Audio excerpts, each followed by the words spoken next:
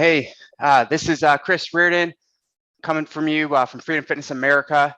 We are on the Shoot, Move, Communicate YouTube show / podcast, live streaming from my garage gym out of beautiful San Diego, California today. We are joined today with Lieutenant Commander James Wolters, U.S. Navy Reserves.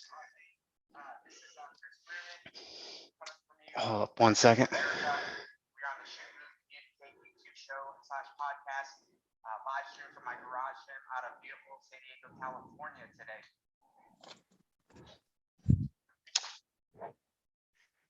So during this podcast and the show, we talk about issues of human performance and life mastery, particularly for military professionals, first responders, and anybody looking to figure out how to overcome the challenges that they have in their lives and to achieve victory.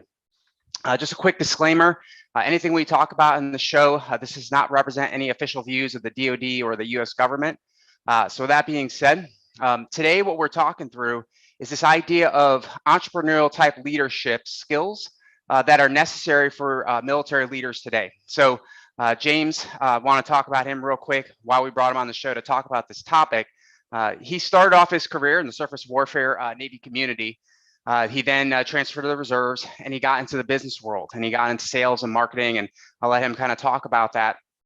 But James and I, we served together overseas and with Task Force 51-5 in Bahrain.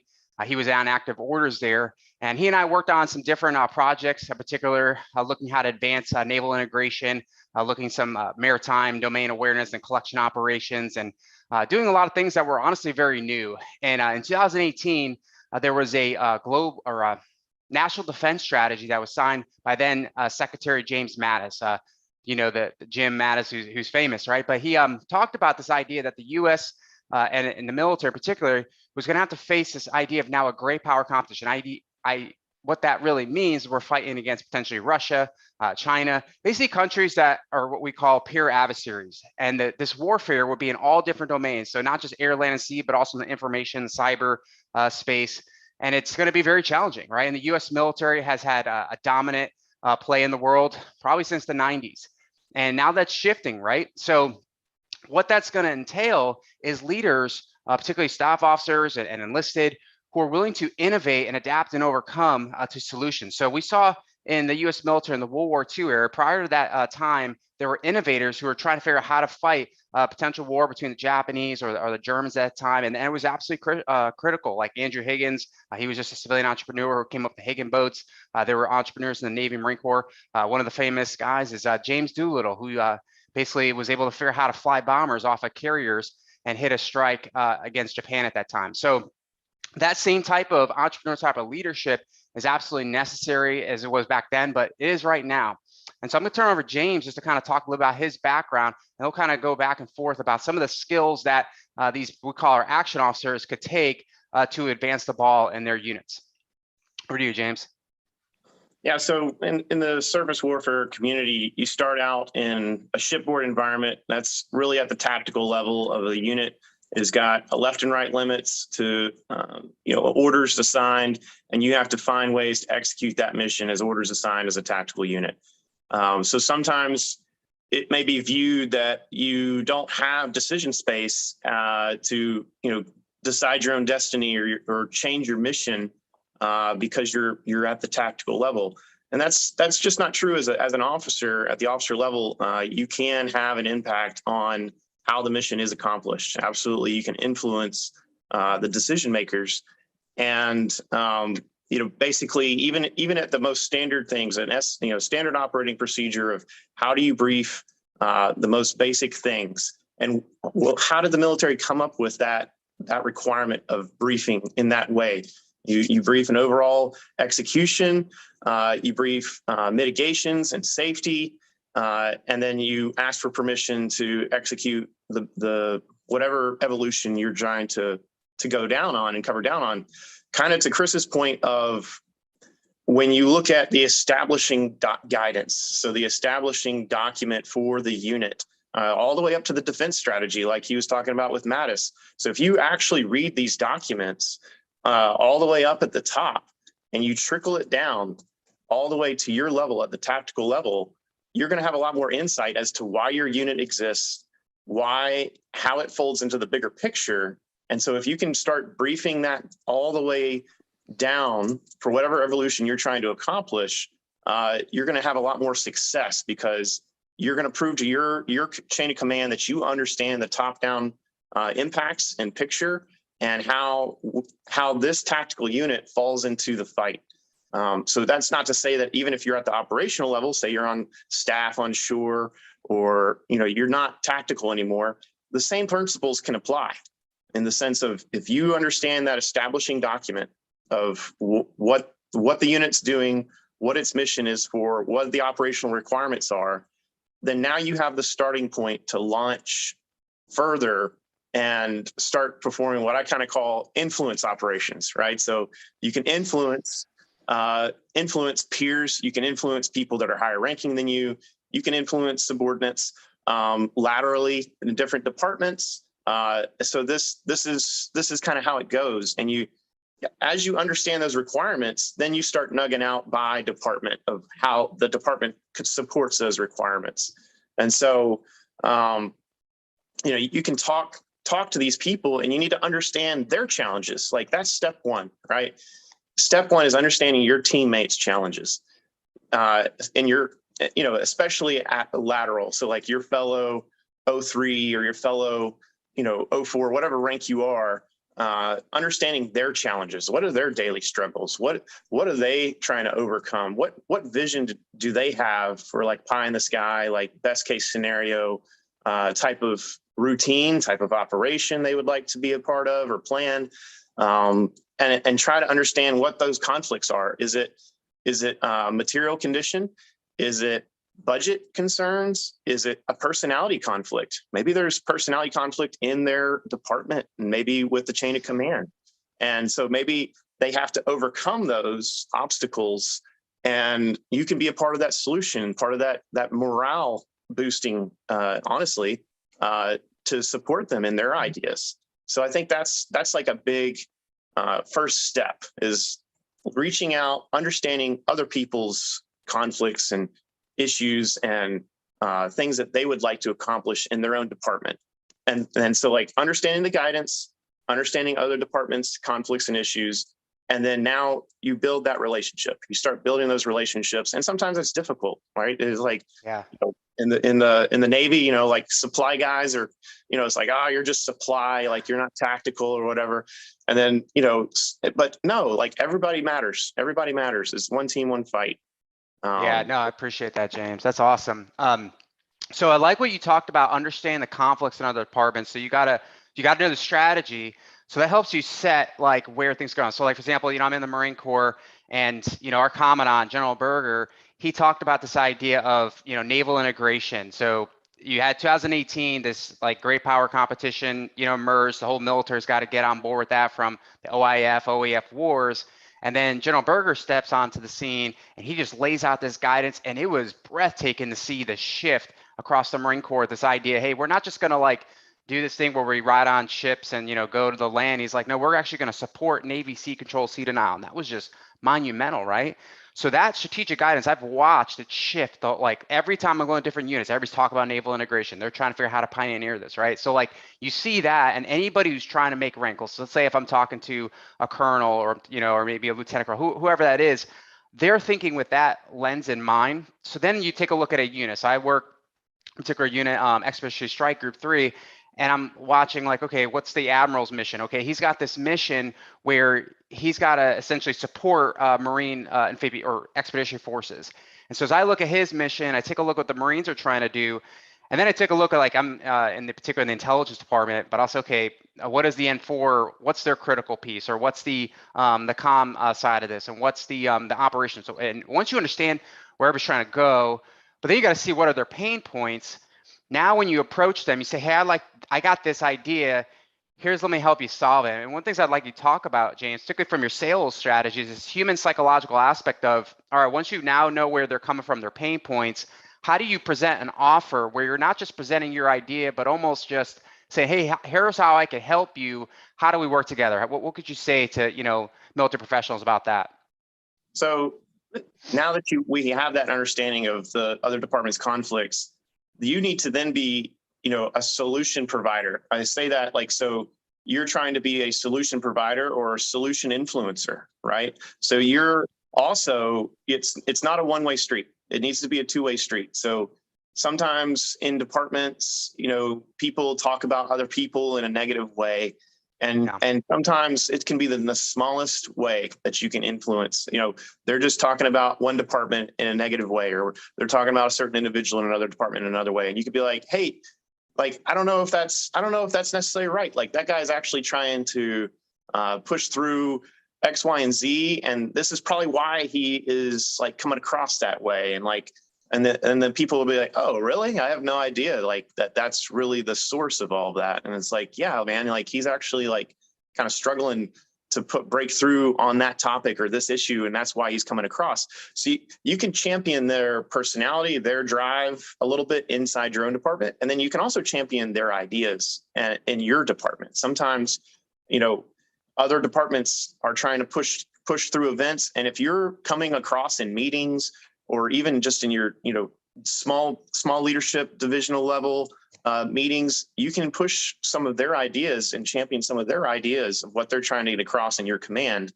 And that's important because it needs to be a two-way street. Being a solution provider. So whether it's civilian or military, what I can say to this is on the civilian side, I think about owners, right? Like ownership of properties, investors, right? So board of directors level. So your top level of the chain of command is very similar to that. And so what are they looking for? They're looking for return on investment. They're looking for return on assets. They're looking for EBITDA or revenue and margin calculations and how well that's working.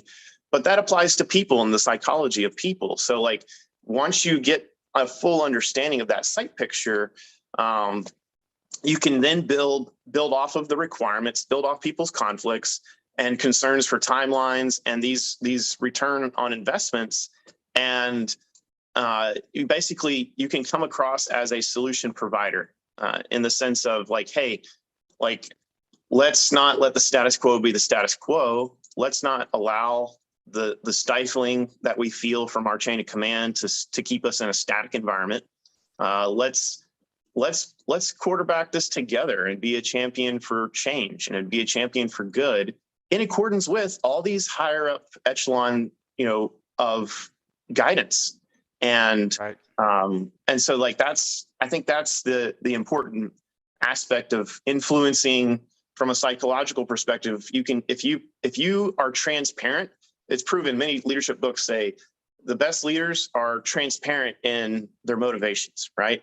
So transparency of, I want our command and our divisions and our departments to function holistically as one unit. And that way we're communicating to higher that we're willing to build into the enterprise and also fall in with the enterprise at a higher level as one unit, one functioning entity. And then we're proving to our higher ups that all of that is functioning as it should be, as a holistic understanding between echelons, between departments.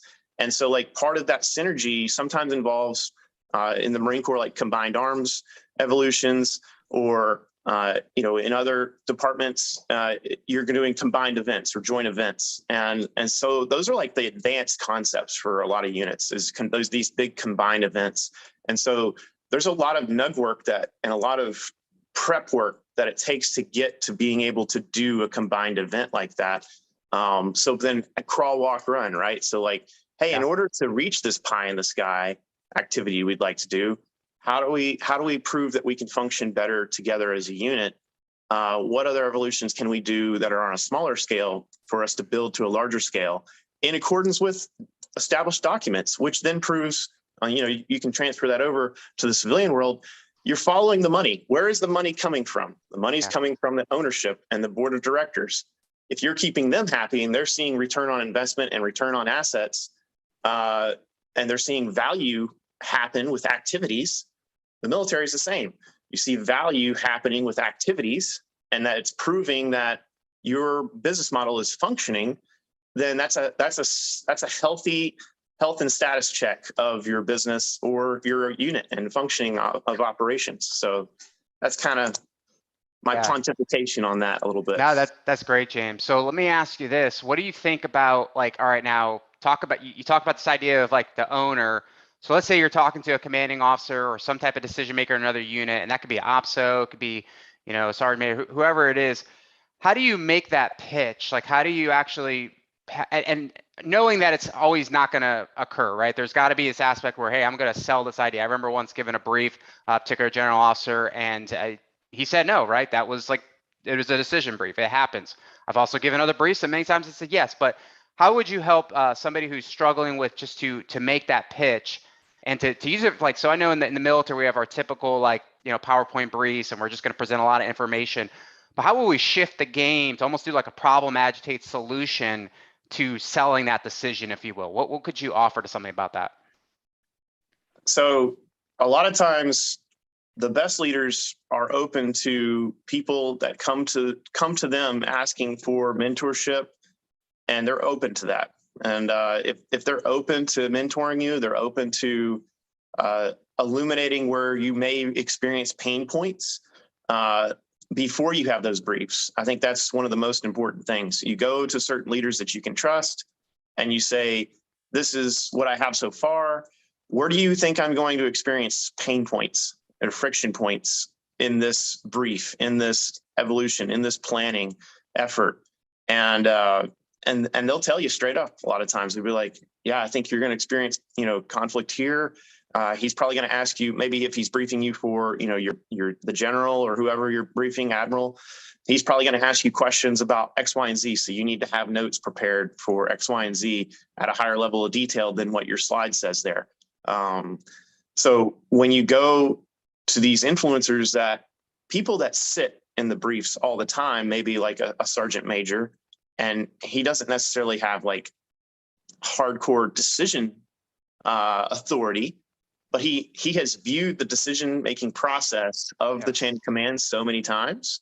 And so he knows whether a brief is going to go well and get approved probably, or he knows when it's like, oh, this isn't going quite as well as it should. And like, and so he has like insight to that and influence on that. So some of the department heads that are always in, you know, like OPSOs, that are always in these meetings for decisions, they know what a good brief looks like. They know what success looks like, and they can kind of guide you and navigate you left or right on where you need to focus in on for your brief and be successful. And that's where you can pitch it to your superiors of like, hey, this is where I'm at. I just want to do a quick sync with you. And I think some of the most important things with that is like being respectful of people's time. Don't just drop in on them like last minute, like 10 or 15 minutes before the brief, right? Like send an email or make a phone call to that person and allot a time and like, hey, sir, would you have 10 minutes for me to come and review this brief or this concept or this idea or this friction point that I'm having? I'd like to discuss that with you further. Would this time be appropriate for you, convenient for you? And so like, that's really important too. Like on a shipboard environment or on staff and on a short command, people get short fused and they get tunnel vision with what they need to accomplish and the timeline they need to accomplish it in. And if you're talking to a senior leader or somebody that's not in your department or, you know, not in your world really, like they're not always, their commitments aren't going to line up with yours a lot of times. And so like, if you show that initial respect of like trying to respect their time, then they'll give you the due diligence of respecting you and giving you quality feedback. Yeah, no, that's huge. I love what you just said. And I recognize I hate when people just drop in on me and I'm like working on something. So I try not to do the same thing to other people. So shifting gears a little bit, let me tell you a little vignette of something that I experienced the other day. So I'm talking to this Navy commander, and she was telling me how she's finding the staff is just not inspired.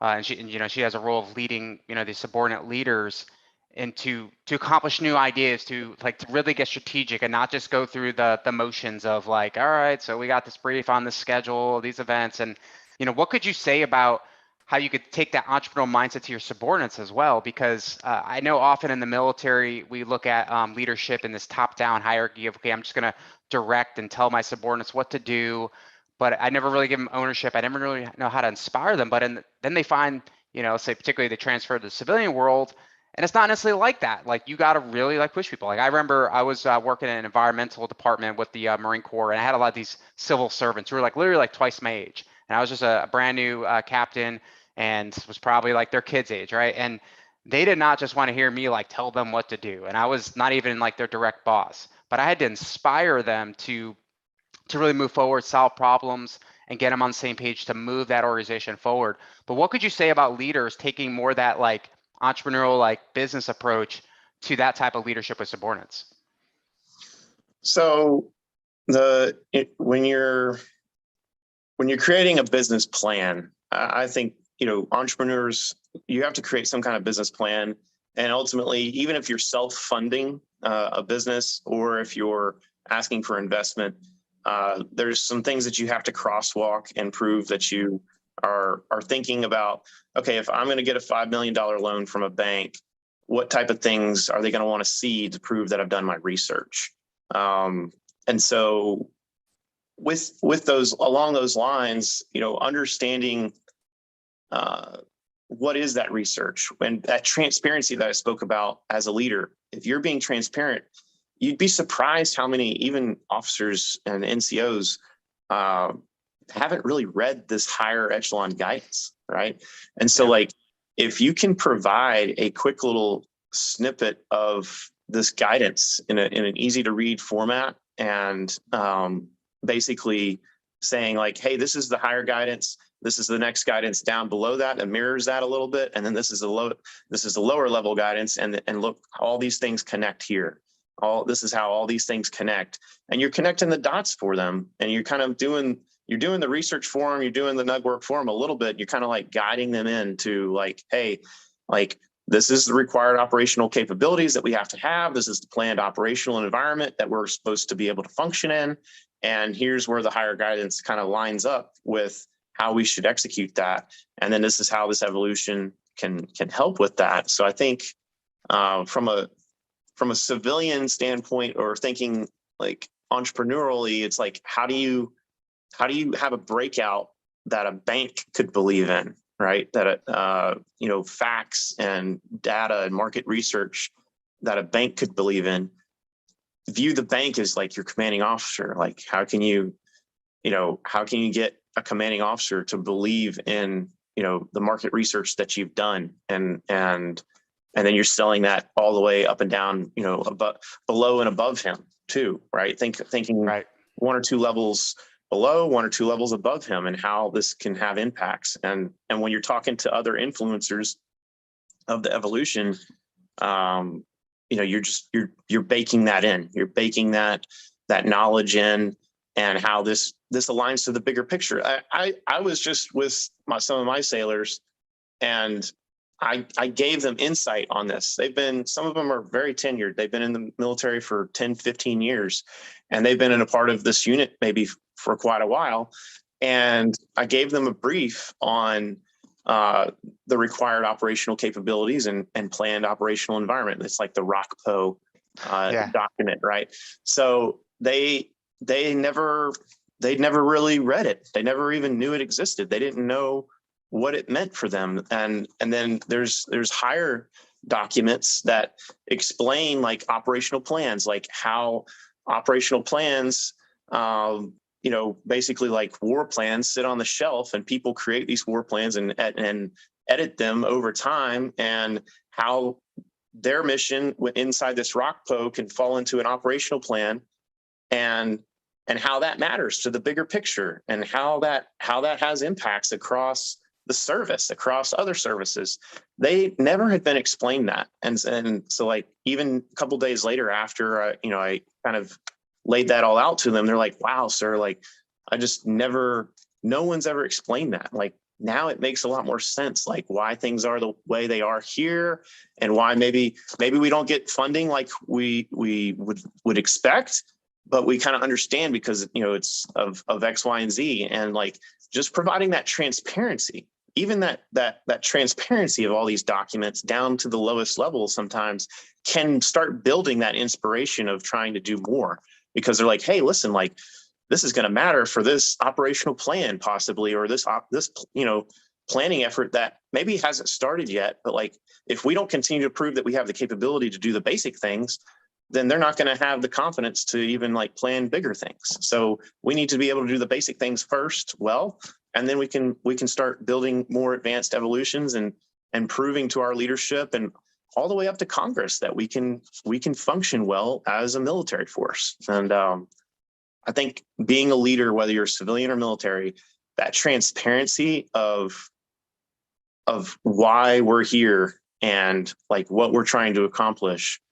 If you're a manager and you're an entrepreneur and you're saying, hey, listen, I have to do, X million of dollars return on investment by this date. And this is why I'm pushing you so harshly on schedule. This is why I'm so, in the weeds on how we're accomplishing the schedule and how we're going to attack this, right?